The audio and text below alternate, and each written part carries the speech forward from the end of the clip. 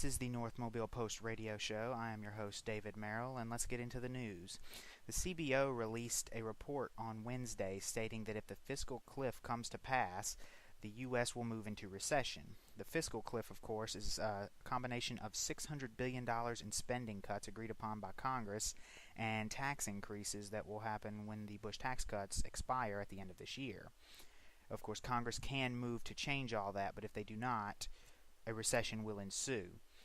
On the other hand, the cuts will cut deeply into the country's budget deficit, dropping it to around $600 billion for the year, which this year was the fourth straight year we went over $1 trillion on the deficit. In other news, one of the Navy SEALs that took part in the Osama bin Laden raid is planning on releasing a book detailing the raid on September 11th. The book has to clear the Department of Defense to ensure no classified information is released in the book, but if it does, will be a very, very interesting read.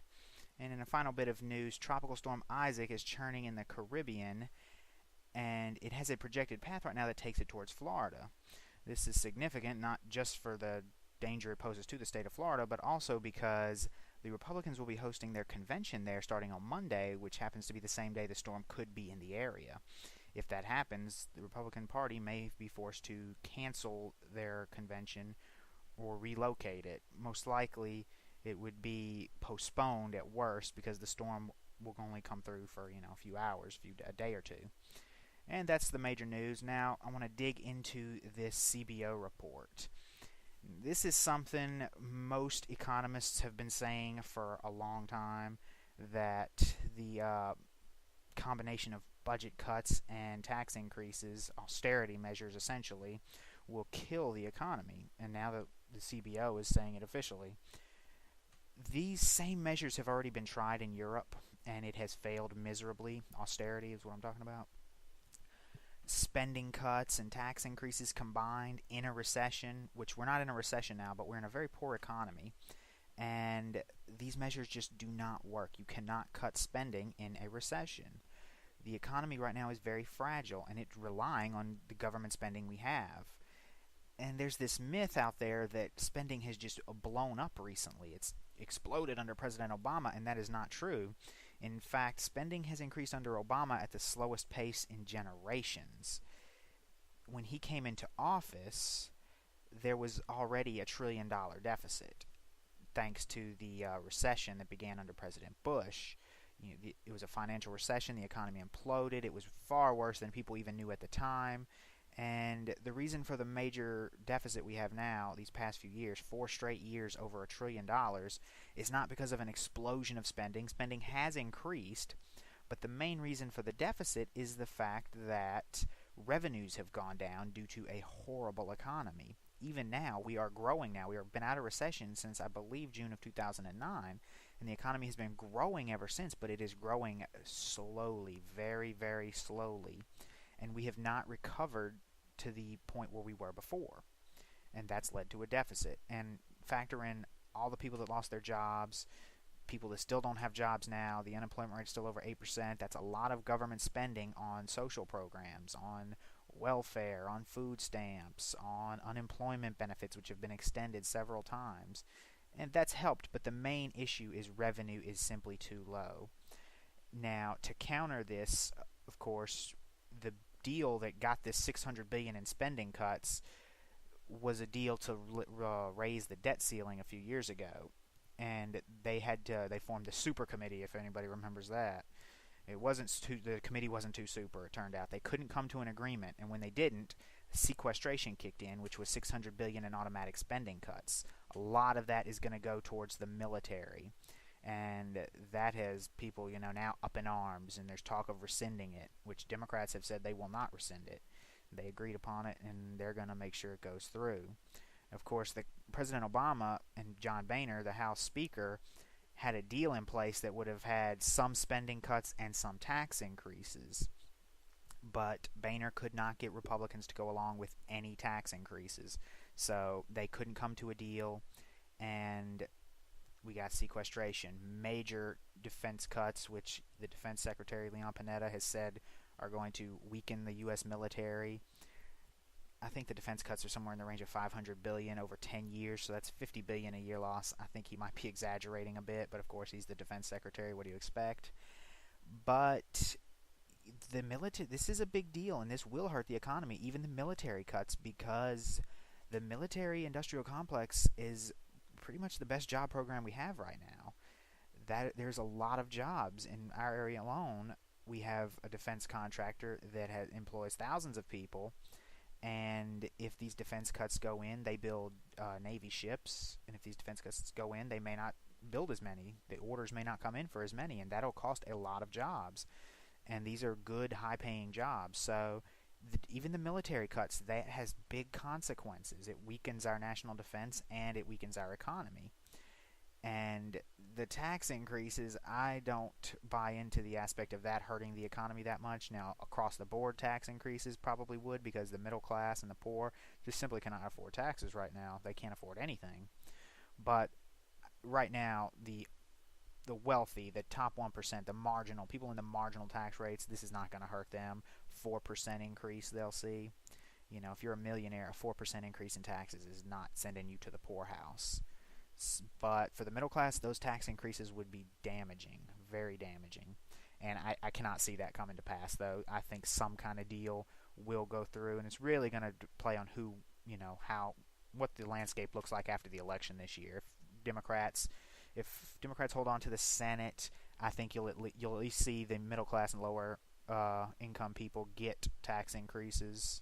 Tax cuts. They'll be extended, and the upper tax brackets will not. The top tax bracket will return to 39.5%. But if Mitt Romney wins and Republicans gain control of the Senate, the tax cuts may expire, but they'll be re-upped immediately next year. And Mitt Romney, of course, his economic plan calls for a across-the-board 20% tax cut on top of all that, which the CBO, I believe, or some organization, nonpartisan organization, said would increase the deficit by $4 trillion. So it's not good. The coming situation is not looking good. We do have to. Spending is something that has to be cut eventually. Now, in this weak economy, that probably shouldn't happen. We should probably wait until things start rolling better, which who knows when that's going to happen. Our economy is very weak right now, and there's no telling when we're going to crawl out of it. You know, big business is doing great. They've got a ton of money, record amounts of cash on hand, but the demand is not there to make more jobs, and we don't have enough jobs. And this may be a long-term problem. This may be something we never crawl out of under our current situation. We've offshored so many jobs to cheaper labor markets. You know, we've become a service sector economy, and that's just not good enough, I don't think, in this country. I don't think we can be a service sector economy because service sector jobs generally don't pay as well. And with healthcare prices going up and food prices going up, gas prices going up, you can't live on just a service sector salary. It's not enough. We need, you know, higher paying jobs. And, you know, they say education is the answer, but education is not the only answer. Not everyone is going to be a doctor or a lawyer. We need some what they call low-skill jobs, which are jobs that don't require college education. These are like factory jobs, and that's not a shot at anybody in a factory job, of course. You know, everybody knows those jobs are hard and take a lot of skill too, but they don't require college education. You know, back in the day, you got out of high school and you either went to college or you went and worked at a factory somewhere. That option's no longer available to most people. We have got rid of all these so-called low-skill jobs, sent them to cheaper labor markets, and now you have a choice between either going to college and getting a good job or, you know, not going to college and working a very low-paying job and not being able to live unless you get government assistance. And another factor, of course, we're going to have to, one of the main factors is we're going to have to work on is our entitlement programs, which are just costing too much money right now. Like Medicare, it's Affordable Care Act saves it for another 8 years, and of course Romney wants to change it into a premium support system, which I don't think would work, but I'll get into that in another show. But it's got to be fixed. It's definitely got to be worked on because we're gonna go bankrupt. That program is gonna be insolvent in 2016 with the Affordable Care Act. It pushes it to, I believe, 2024. But it's still even then, even with the changes in the Affordable Care Act, it will go out in 2024. That's not that far away. And then you have Medicaid's another program, and under Obamacare it gets expanded, which is a good thing. It gets people health care, but it is another expensive program. And of course, Social Security is another program that is going to go bankrupt before long. The good thing is some of these things are not hard to fix. Social Security is a very simple fix. Remove the cap on Social Security and that problem is fixed. And when I say cap, I mean when you make over, it's somewhere over $100,000, 116, 114, I'm not exactly sure on the number, but earnings over that amount are not taxed for Social Security. And in this country, the income distribution has shifted so far to the top that a large portion of the earnings in this country are not taxed for Social Security because there's so much of the money is at the top, and money out over 116, like I said, I believe $116,000 is not taxed for Social Security. And remove that cap, and I believe the program becomes solvent forever. So that one's an easy fix. Medicare, much harder problem, simply because it's just, the older you get, the more medical care you need. And of course, you're not working anymore to be able to help pay for that. It's paid for by younger people paying taxes, paying the Medicare tax. And it's, it's a kind of a paradox. When you need it the most, you can't afford it the most. And so we just really, Democrats and Republicans are arguing so much over the delivery system. Republicans want to move it more towards the private sector. Democrats want to keep it government run. But the delivery system is largely irrelevant. I believe the government run system is more efficient because you're taking the for-profit motive, the for-profit middleman out. But that's not the main problem. Health insurance companies don't run large profit margins. The main problem is the healthcare spending itself, which is entirely too high. Just the hospital care, doctor care, all that is just too expensive. That's what has to be brought down. And I believe the Affordable Care Act has some measures in there to work on that. They're looking at kind of transferring away from the fee-for-service system, which is where you pay for each service you get. You pay for each test, each blood work, whatever. And that leads to a lot of fraud in Medicare. You go in because you have problems breathing, and they're checking your gallbladder. That's it's not efficient. What we need is a fee-for-results system, and that's sort of what the Affordable Care Act is pushing the program towards, a fee-for-results, which says, you don't go to the doctor and get paid. They don't charge you for every little test they do. They get paid for actually fixing you. If you go in with a cold and they fix your cold, that's what they get paid for. And it's just a much better way of doing things. We're not going to be able to continue on this path towards on the fee-for-service system. We just can't afford it. Eventually, everyone except for the super rich, will be priced out of the market because healthcare premiums for people not on Medicare, younger people, they're just going up every year. Eventually, no one's going to be able to afford it. People are making less money and their costs are going up. It's unsustainable. Eventually, the system will collapse. It's better that we change it now. And that's something that needs to be changed across the board, from Medicare down to a regular insurance. The fee-for-service system it's just got to go. We have to move towards a fee-for-results system. It's far more efficient. And Medicaid, same thing. You could save so much money. It would be much more affordable with those changes. The bottom line is that the delivery system it's important, but it's not nearly as important as the cost of healthcare itself. That is what you have to attack. And competition in insurance, tort reform, some of these Republican strategies, it doesn't touch the cost of healthcare. I don't care how many, across state lines, insurance companies, I don't care how many they are competing, they're not going to lower the cost of an MRI. You're still going to be paying $5,000 or whatever it is for an MRI, regardless of who your insurance company is. So that's what we got to do. We got to attack the problem at the source, and we'll be closer to solving it. And that would be a big factor. If we can get that healthcare cost is really what's going to bury us in the future if we don't tackle it now. That is the biggest threat to our budget, is the healthcare costs. And that's something we can begin working on now. It's not gonna, that could save us a lot of money in the future. And Romney also wants to repeal the Affordable Care Act, which will add to the deficit. So a Romney presidency with tax cuts that are expected to add $4 trillion to the deficit, removing the Affordable Care Act, which is going to add to the deficit. He calls for, Republicans are attacking Obama on spending and on the deficit, which has been $1 trillion over 4 years, but that is not going to change under a Romney administration with the policies he's suggesting now. More tax cuts. It's, every time we've had major tax cuts in this country in the past 30 years, it's led to major deficits. And even Dick Cheney famously said, when hit with that fact, Ronald Reagan proved deficits don't matter. Well, the deficits do matter now. They've gotten so out of hand. We do have to tackle that problem, and more tax cuts are not the answer. Now I want to shift gears for a minute and talk about the Osama bin Laden book.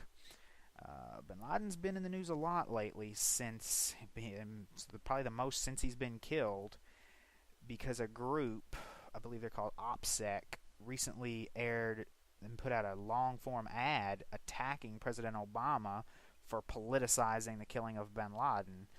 And, crazy, right? That a president would politicize their military successes, their foreign policy successes. It's not like that's ever happened before. But they're coming at him, and they say they're a nonpartisan group, and that their big beef is the leaks. Now, the national security leaks are a big deal, and President Obama has the Justice Department looking into it. And he has, so far during his administration, he has prosecuted leaks pretty toughly. But this group is made up of a lot of Republicans. It's a lot of people in opposition to the president. One of them ran as a Tea Party candidate. There's another group also ran by a birther. But this is very clearly a Republican group. They are attempting a Swift boat attack, which, of course, Swift boat was a group. That's the famous group that attacked John Kerry during his run. And it really hurt him, and Obama came out strong against this group, and he's had, his military guys defending him. Even the admiral who was in charge of the operation came out and said, Obama deserved some credit for what he did, which, of course, this is all, and one of the guys in the ad said, you did not kill Osama bin Laden, America did. Well, no, America did not kill Osama bin Laden. The Navy SEALs did, SEAL Team 6. They're the ones, and President Obama gives them full credit for that. Fox News and even I think in that ad they show him acting looking like Obama's taking credit, but they cut it off before he gives full credit to the Navy SEALs that did it. And he even met with them afterwards, I think. But this is a political hack job at its worst. They're attacking him for the leaks. Like I said, the leaks are a big deal. He's got the Justice Department looking into it. He's prosecuted that toughly thus far. And where was the outrage from these people when the Bush administration was leaking the identity of a CIA agent, which was far more serious than what's gone on under Obama? These leaks we've had here, that are just leaking details about that. They're not good, but they're not leaking a CIA agent's name, which I believe one of the people in this ad even tried to delegitimize on TV when it happened. And it's very hypocritical. It's hypocrisy. And it's not good. And who was it? General Martin Dempsey came out and said he was very disappointed in this group, that the military needs to stay apolitical, that using the uniform for political gains is not good. And I'm in agreement with him. Of course, these people have their freedom of speech. They can say this. But what bothers me the most is that they come out and say they're non-political, that they're not politically affiliated. When the people that run it, one of them ran for office as a Republican. It's a straight attack on President Obama when there wasn't this outrage from this said group for George W. Bush when all that was going on. And the whole don't politicize military, victories. Come on. Bush, with the mission accomplished banner, every president's going to do it. The president is the commander-in-chief. He's the quarterback. You get the glory, you get the blame. Wars have toppled many a presidency. Look at Lyndon Johnson with Vietnam. That kind of ruined him. And, in Iraq, it hurt Bush. He got, when it was good, when we came in there and, toppled Saddam in just days, it was all good, mission accomplished. And then as the war drug on, the after effects, it hurt his presidency. And now Afghanistan's, it's actually, because of the economy, it's not, but if it wasn't for the bad economy, Afghanistan would be weighing down Obama. So they get the blame for it, and they get the credit, and that's just the way it is. And this is nothing more than a Republican attempt, and they are Republicans. This is a matter of fact. That is not an opinion. Like I said, one of these guys ran for office as a Republican. This is an attempt to discredit one of Obama's strengths, which is his foreign policy. If this election was on foreign policy, Obama would win in a landslide. Mitt Romney doesn't have any foreign policy experience, and you look at his successes. Obama said he was going to get us out of Iraq, and we withdrew. Of course, that was mostly because the Iraqis wouldn't give immunity to U.S. soldiers, but nonetheless, he made the promise and he got the result. He said he was going to focus more on Afghanistan, and he did. We had the surge in Afghanistan. Hasn't done a lot of good, but, that's probably an unwinnable war anyway. And Osama bin Laden was killed on his watch. That is something that no matter how many ads they put out, no matter how hard they try, they cannot change that fact.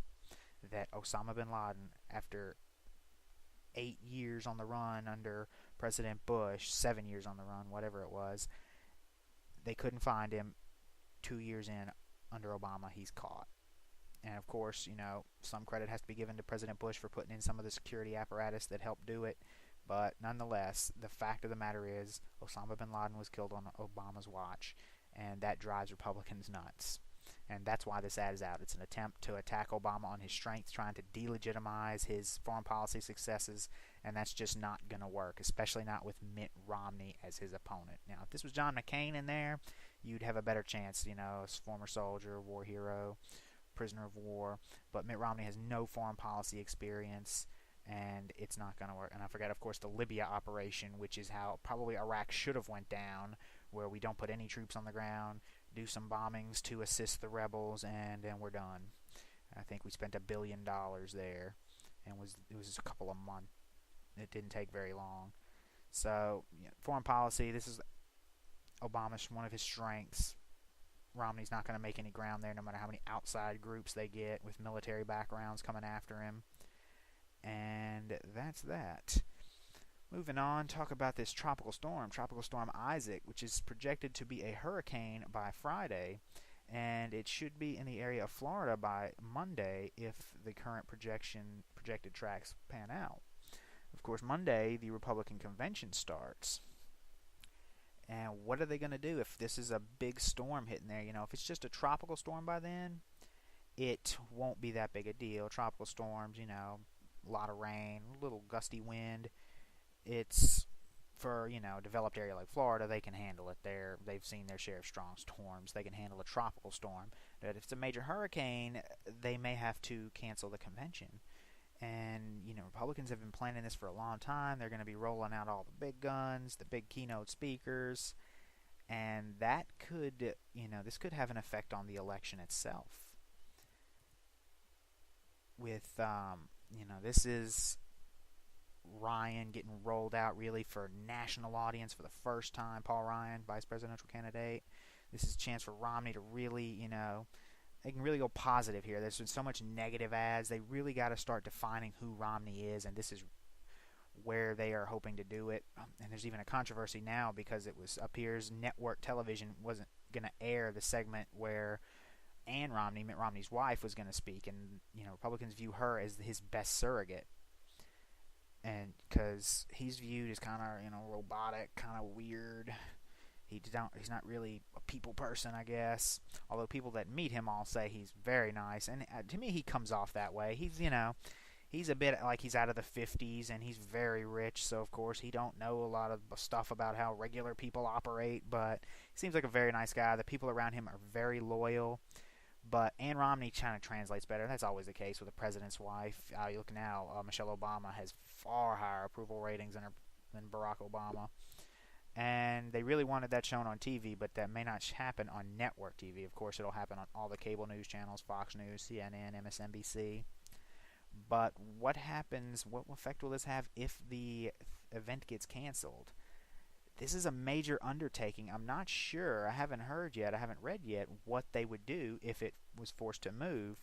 hopefully, if maybe hopefully worst case scenario they just lose a day. Best case scenario, of course, it just misses Florida altogether. I wouldn't wish a hurricane on anybody, and I hope it don't. And I'm actually eager to see the Republican convention. Very interested to see a lot of these speakers and what they have to say, especially after this. This week has been dominated by coverage of the Todd Akin story. Really ready to hear more about what they have planned for the economy and their tax policy and all that. But Mother Nature could have other plans. Like I said, hopefully the storm moves away, goes up the Atlantic, and just goes out to sea. But right now, forecast models have it going right towards Florida and then into the Gulf, which is not good as I live along the Gulf of Mexico. So I'm especially hoping that thing, goes out to sea and goes away and doesn't bother us. But right now, it's looking dicey, looking very dicey. And that's about it for today's show. Thanks for listening, and we'll see you next time.